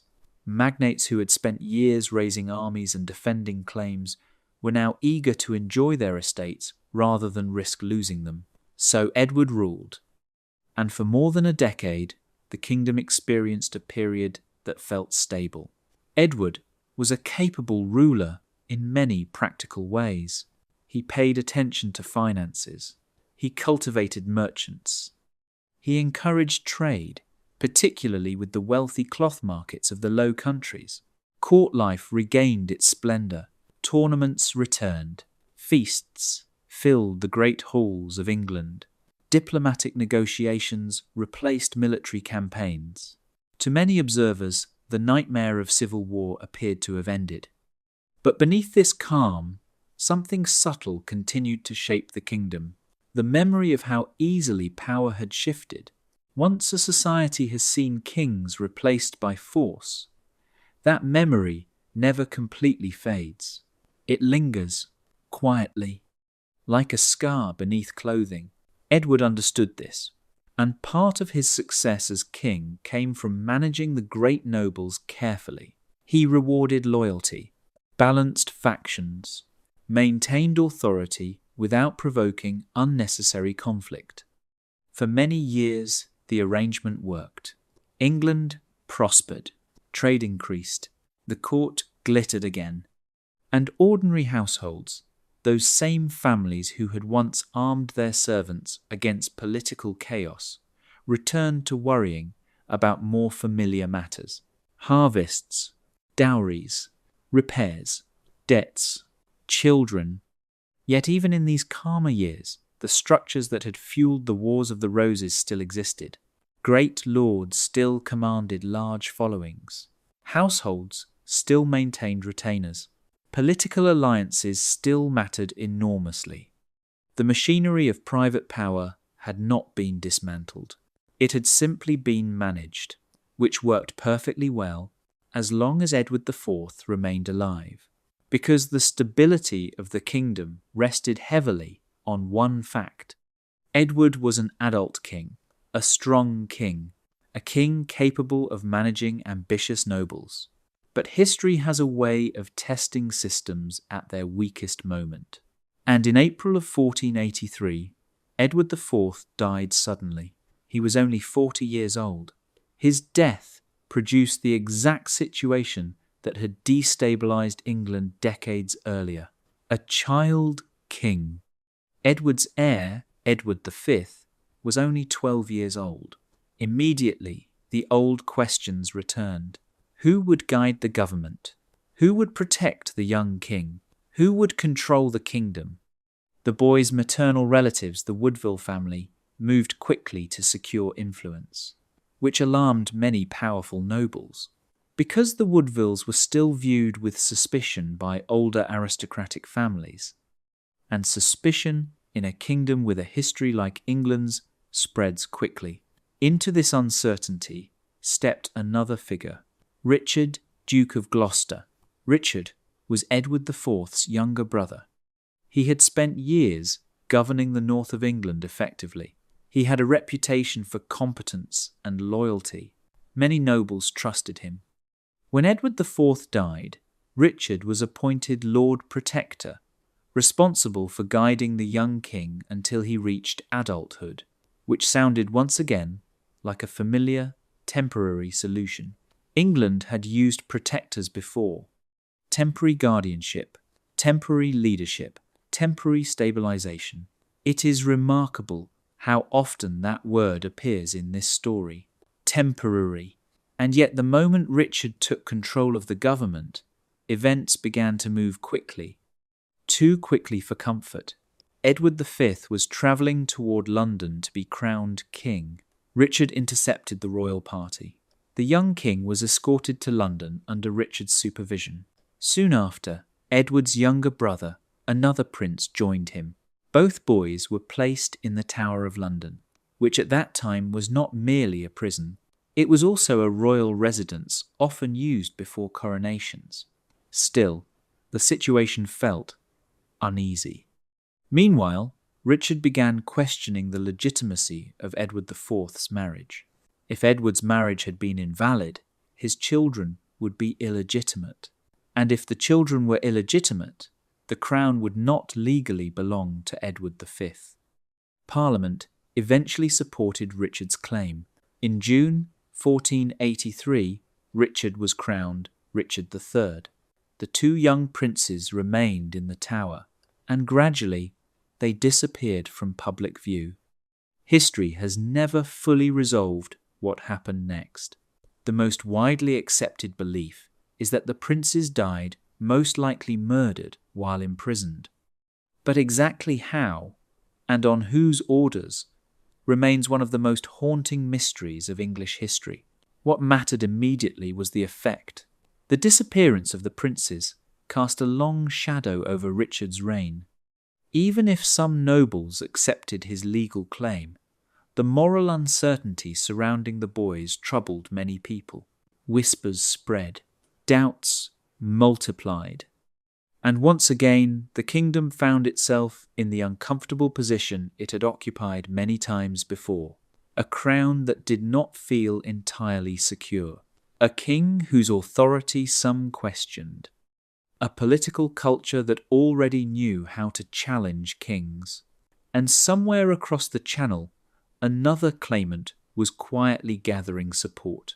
His name was Henry Tudor. At the time, he seemed like a distant possibility.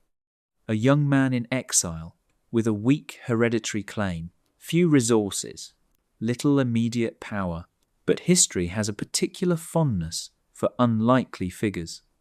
Because sometimes the man who appears least dangerous becomes the one who changes everything. And in a kingdom that had already learned how fragile crowns could be, that possibility was enough. There is something quietly powerful about patience in politics. Armies can win battles. Kings can command loyalty. Magnates can shape events for a generation. But sometimes the person who changes everything is the one who simply waits. Henry Tudor had been waiting for most of his life, across the sea, far from England, far from the battles that had reshaped the kingdom, far from the shifting alliances of Yorkists and Lancastrians. For many years, Henry was less a political figure than a possibility. He was descended from the Lancastrian line through his mother, Margaret Beaufort. But his claim to the throne was, by traditional standards, rather weak. It travelled through a complicated path of illegitimate ancestry that had later been legitimised, which meant that, in calmer times, few people might have taken his ambitions seriously. But England had not lived through calm times. It had lived through decades of civil war, through kings being defeated, through alliances changing, through protectors becoming rulers, through princes disappearing. In such a kingdom, legitimacy becomes flexible. Or perhaps it is better to say that legitimacy becomes negotiable. And negotiable things can sometimes be won. While Richard III ruled England, Henry Tudor remained in exile in Brittany and later in France. He watched events carefully. He built relationships. He gathered small networks of support among Lancastrian exiles and discontented English nobles. Nothing dramatic, nothing immediate, just patient preparation, because Henry understood something important. Richard III's position, though powerful, was fragile. The disappearance of the princes had cast doubt over his reign. Some nobles supported him, others obeyed him out of necessity. But trust, the quiet foundation of political stability, was thinner than it should have been. Henry did not need overwhelming support. He needed enough allies willing to risk change, enough discontent to weaken resistance, enough opportunity. And eventually, opportunity arrived. In 1485, Henry Tudor gathered a modest invasion force. It was not a massive army. Compared to the great battles earlier in the Wars of the Roses, his forces were relatively small. But they were determined, and, more importantly, Henry believed that support might grow once he landed, because civil wars often end not when one side becomes overwhelmingly strong, but when the other side becomes uncertain. Henry landed in Wales. The region was favourable territory for him. He began marching inland. As he moved, something familiar began happening. Men joined him, not thousands at once. Gradually, local supporters, allies who had been waiting, families with old Lancastrian sympathies, others who simply wondered whether Richard's position might be weaker than it appeared. Every mile Henry marched increased the tension. Richard III responded quickly. He gathered his own army. He marched to intercept the invader. The two forces approached one another near a place that would become famous, Bosworth Field. The morning of the battle, in August 1485, did not carry the freezing misery of Towton, but the atmosphere was just as heavy. Richard's army was larger. On paper, he held the advantage. But numbers are only one part of battle. The other part is loyalty and loyalty in England had become complicated.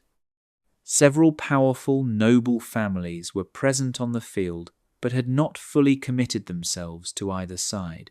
Among them were the Stanley family. Their forces stood nearby, watching, waiting. This kind of hesitation is extremely dangerous during battle, because armies rely on certainty. They rely on knowing who stands beside them. Richard could not be entirely sure. Henry could only hope. The battle began with the usual brutal mechanics of medieval warfare.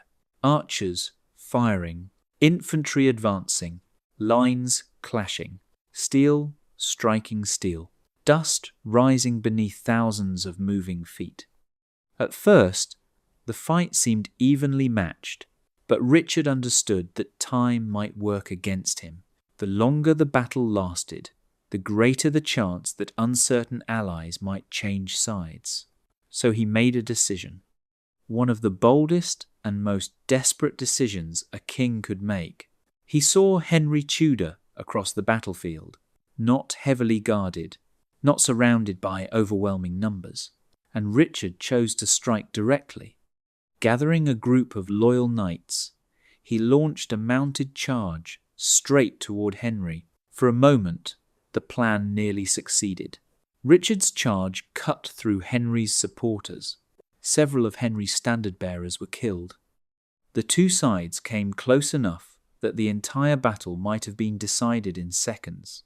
If Richard had reached Henry and killed him, the rebellion would likely have collapsed immediately. But the moment did not unfold that way. The Stanleys finally committed their forces, and they committed them against Richard. Suddenly, the king's charge found itself surrounded.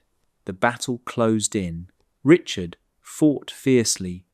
Contemporary accounts describe him continuing the fight even after losing his horse. But numbers eventually overwhelmed him.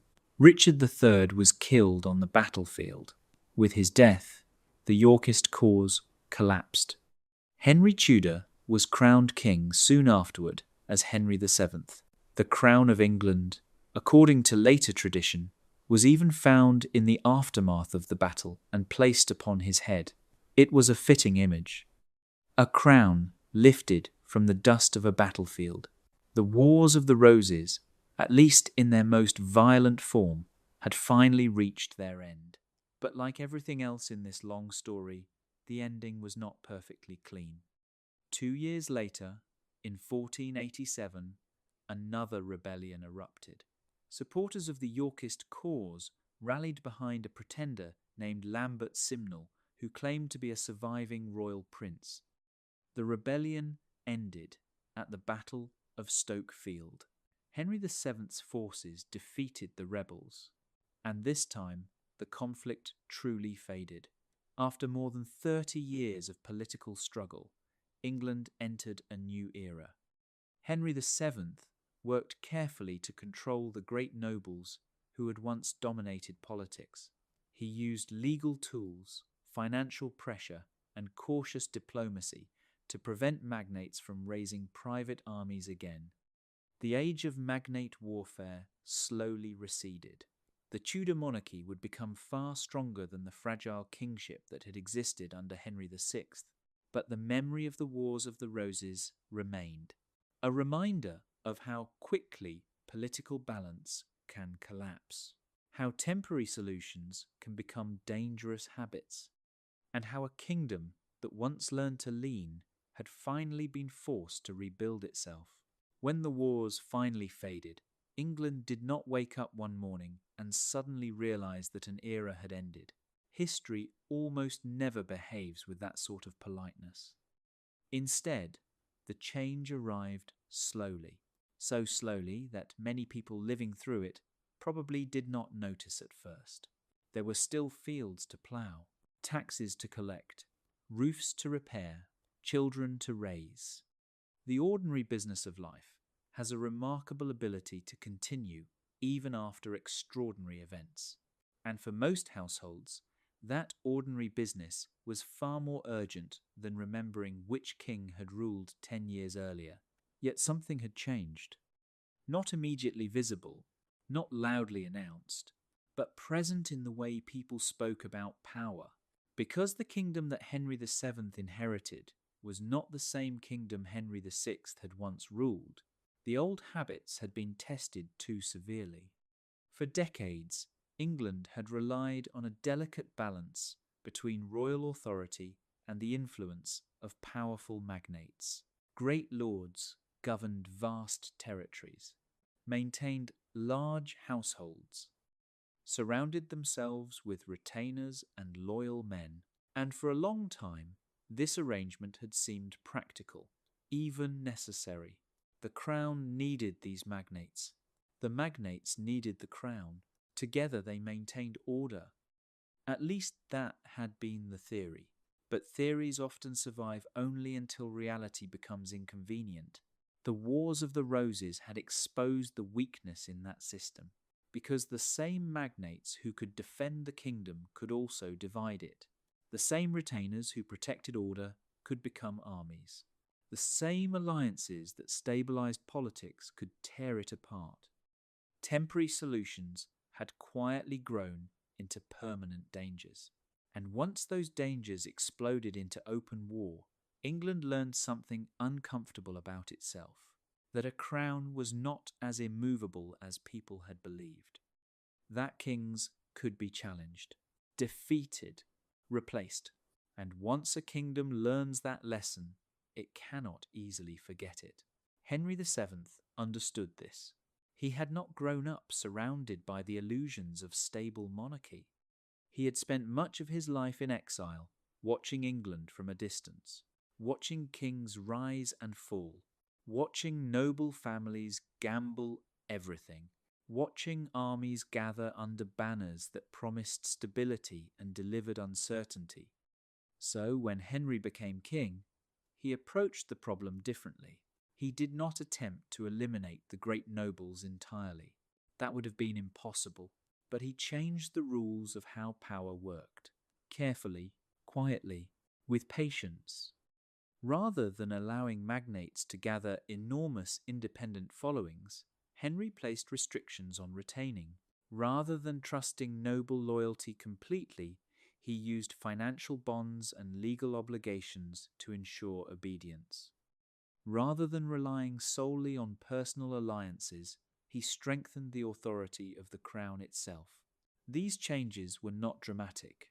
They did not involve great battles or heroic speeches. In fact, they probably seemed rather dull at the time. Paperwork, accounts, legal agreements, administrative reforms. But dull changes often reshape history more effectively than spectacular ones, because they alter habits. And habits are the true architecture of power. Slowly, the age of private, noble armies began to fade. The crown became stronger. The great magnates became more cautious. England, exhausted by decades of instability, accepted this new arrangement with surprising relief. After so many years of uncertainty, even strict order could feel comforting. Yet the memory of the wars remained. Stories of Towton's frozen battlefield, of Warwick the Kingmaker, of princes who vanished behind the walls of the tower, of kings who gained crowns and lost them again. These stories lingered in families, in local histories, in the quiet knowledge passed from one generation to another. Because civil wars leave marks deeper than ruined castles or forgotten battlefields, they leave lessons. Sometimes the lesson is simple. Power is fragile. Sometimes it is darker. Ambition is stronger than loyalty. But perhaps the most important lesson England carried from the Wars of the Roses was something quieter. That instability rarely begins with dramatic rebellion. It begins with adjustments, practical compromises, temporary solutions, a protector appointed for convenience, a noble gathering a few more retainers than usual, a household arming servants for safety. a king allowing powerful men to solve problems on his behalf. Each decision seems reasonable at the time. Each decision feels small. And yet, when many such decisions accumulate over years, they reshape the entire structure of a nation. By the time anyone realizes the change, the system has already become something new. England learned that lesson slowly, painfully, across more than 30 years of shifting crowns and broken loyalties.